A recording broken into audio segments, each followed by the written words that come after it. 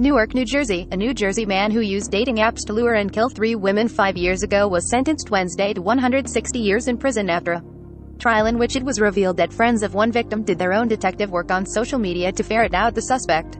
Khalil Wheeler Weaver, 25, sat motionless as the judge gave the sentence in state court in Newark. The sentencing was preceded by emotional statements by family members of victims Robin West and Sarah Butler. In a brief statement before they spoke, Wheeler Weaver denied responsibility, telling Superior Court Judge Mark S. Alley that he was framed. Wheeler Weaver's mother, aunt and brother sat in the gallery but didn't address the court. The sentences covered 3 murders, 1 attempted murder and other counts including kidnapping, aggravated arson and desecration of human remains. The Essex County Prosecutor's Office had credited friends of Butler, a college student from Montclair, with using social media to help police find Wheeler Weaver. They gained access to her social media accounts, set up a fake account, lured Wheeler Weaver to a meeting in Montclair and notified police, according to a 4th woman who survived an attack and testified at Wheeler Weaver's trial. Also provided crucial information that helped investigators, since the details of her attack were similar to those of the other victims. At Wednesday's sentencing, Tiffany Taylor described how the attack changed her life. "My whole life is different. I don't wear makeup anymore, I don't have friends. I'm always paranoid, but I'm happy to still be here," she said, before addressing the judge with, "I hope you don't show him any remorse, because he's not showing any remorse." Prosecutors presented evidence at trial that Wheeler Weaver, then 20, used the dating apps to lure the women for sex and then strangled them.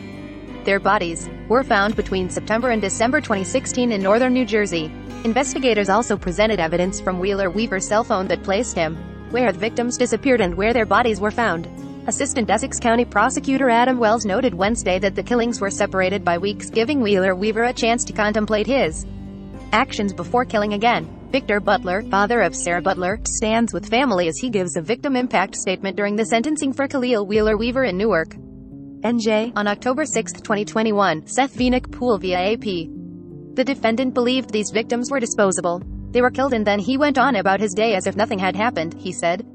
But each of these women's lives mattered. West, a 19-year-old from Philadelphia, was seen getting into a car with Wheeler Weaver the night of August 31, 2016, and was killed within the next few hours.